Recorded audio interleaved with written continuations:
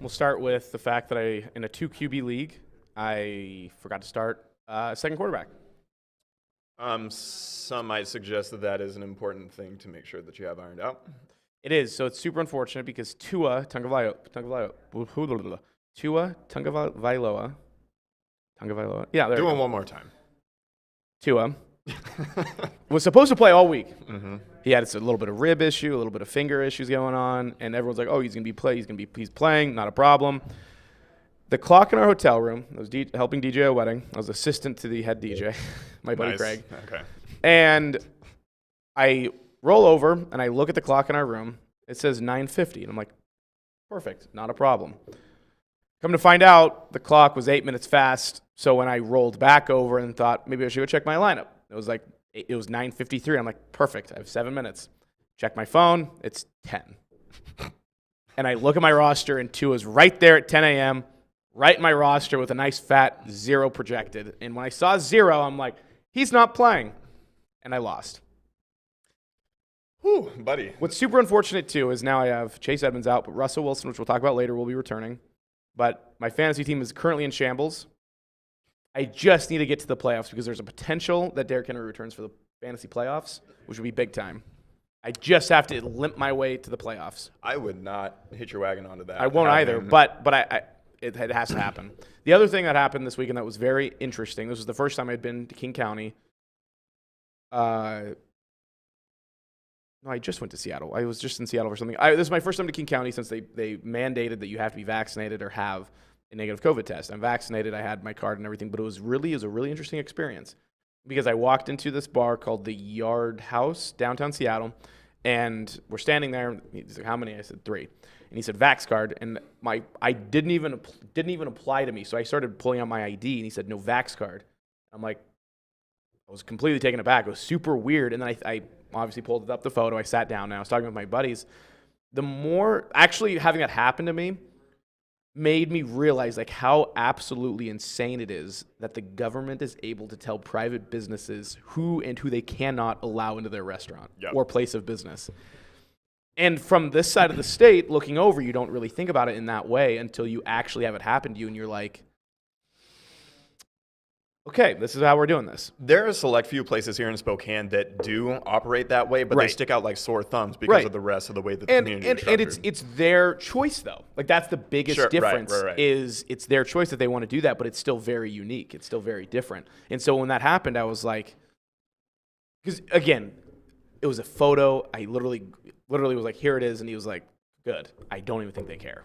Of course, because they, Wait, sorry, did you have the card or did you have a photo of the card? I had the photo of the card. Okay, because I haven't gone anywhere yet, but I was curious if that is a viable... It is viable. Okay. Oddly enough, because I feel like that could be Photoshopped, but mine is in fact real. But I don't know. The legitimacy or the authenticity of these things, I mean, it seems like for how imperative, especially King County, makes it seem like it is to have these things, it's just like, is a piece of paper that could easily be forged. Yeah. Like my passport is forged. Nice. Just kidding. But the only reason I thought about that is because I just watched a movie where Argo. Just watched Argo a few days ago. Just talking about Ben Affleck. We're literally just talking about Ben Affleck before we got here. That's crazy. Oh, interesting. Yeah. I had watched Argo when it first came out, but I didn't fully appreciate it at the time. I need to rewatch it because same. I think I was like in middle school when it came out. Yeah, that's exactly right because you may have been like a freshman because I think I was like a sophomore or junior in high school. Okay. But yeah, very, very, very good. So, all right. Well, that was my thoughts on the weekend. Here we are, the Locker Room episode number 65 here in the Holly Mason Building, downtown Spokane. This is presented by Spokane Talks, and our producer is Sam. Hi. There he is. We have former producer Vinny here on our Twitch there. Said, "Sup, boys." What's up, Vinny? I think Vinny is currently working out. Oh. What do you think? Right. What sort of working out is he doing? He's doing calves, I think he is doing wind sprints. I would love to see that in a wind sprint. I would like to see that wind highlight sprints, video. And then he's going to follow it up by suicides, and I think he's going for a world record deadlift today. Ooh. Yep. Wow. I'm here for it. Yeah. Also, this Courtney girl keeps following us. I think she's a groupie of ours now. Is that right, Sam? I think it's just a groupie of mine. Oh, nice. Right. Of course. That makes sense. All right, so number 65 players in Mariners and Seahawks history. We're going to start off with The best 65 probably in Mariners history currently is James Paxton. Overall, just based off of all sorts of things. But the current best Mariner who could have a potential to be one of the all-time greats if he stays in Seattle, he's currently a free agent, is Casey Sadler, who holds the record for the most consecutive scoreless innings in Mariners history. Stud. He was also number 65. That's pretty funny. It was so funny because he shows me these beforehand every time, and then you come in and I've about the story about this weekend. Oh, right. That's a very good point. With your social endeavors. That's super funny. And I was just like, this is going to be perfect. That is perfect. Yeah, that worked out. So first off, we're talking about Ben well. Affleck, and you guys were talking about it beforehand, and then I just randomly bring up my weekend and the events that transpired. And then all of a sudden, here you guys are just hopping. You were just on that as firing well. on it. You weren't here, but you were. My here. ears have been burning, I guess. Yeah. You were firing on a whole nother intellectual level I don't think we are even aware of. I tell people that all the time, that I'm just on a completely different level, like mentally, than most people. So it's actually really nice to hear someone like confirm those thoughts to me. How does that go for you when you say these things? Not great, but it could be worse. So, yes, number 65. As you know, after you guys just completely attacked me like that. Right. What else do we have going on here? Oh yeah, Seahawks number 65. I've never heard of Edwin Bailey, but he's the highest rated Seahawks player ever to wear number 65. He was a guard. The GOAT, Jermaine Ifedi. Yes, Jermaine Ifedi is in fact number 65, currently on the Chicago Bears, but I think he might be out with an injury. But he also wasn't Patrick Lewis backup center number 65 at one point in time, maybe in like 2016-17 range. He may have been. I do not remember. I know Fair. the other 65 that one that I remembered was Chris Spencer. Ah, yes. Yeah, Longtime Seahawks center, came in after Robbie Tobeck. Yep.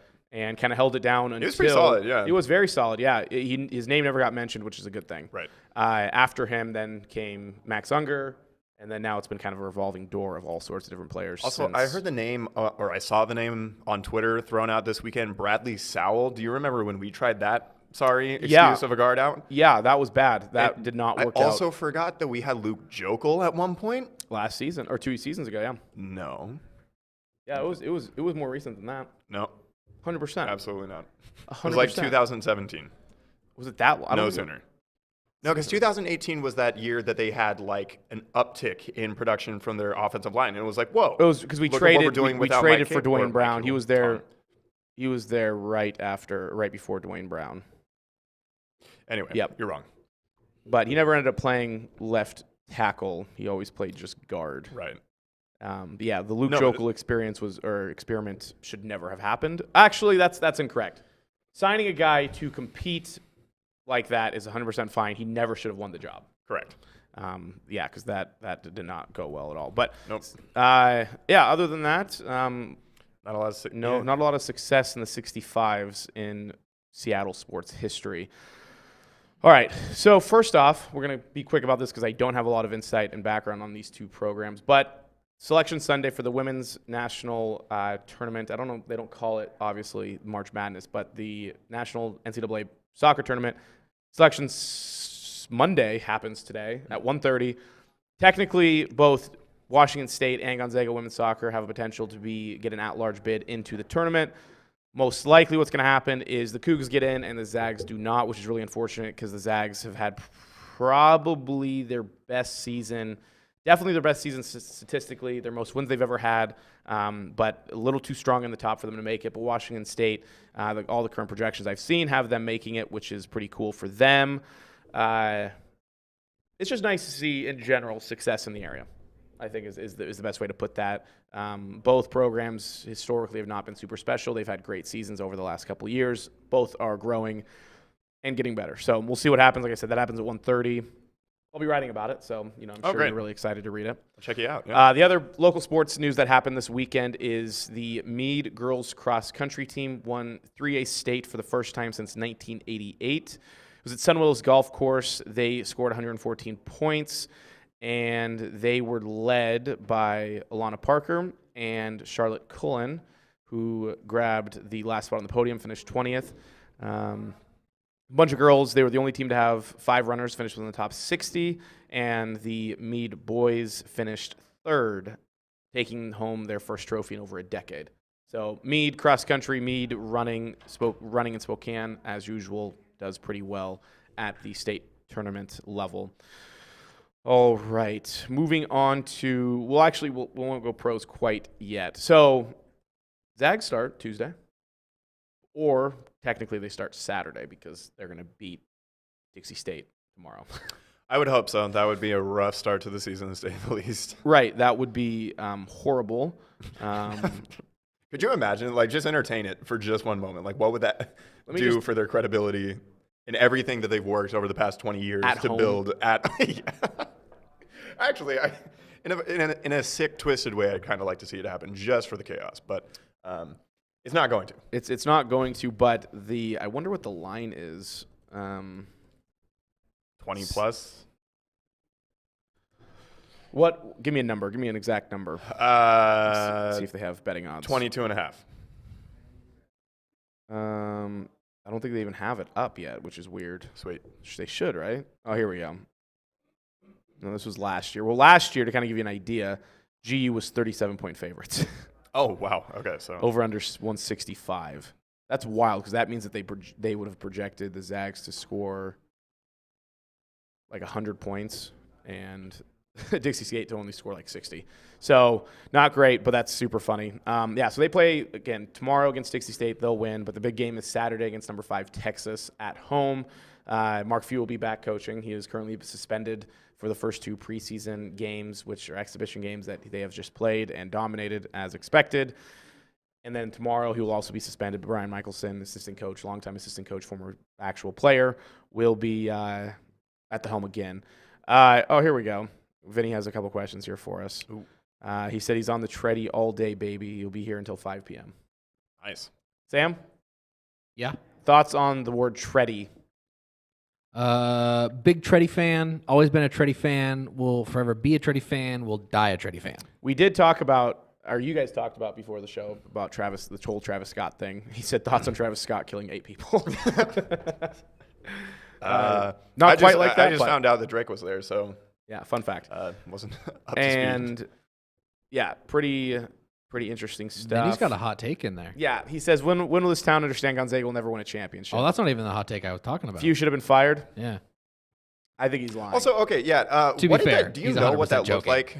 Just like the response, the DUI, everything that kind of happened, internally with that. I don't think there was much to it. It really I don't pretty think cut so. and dry.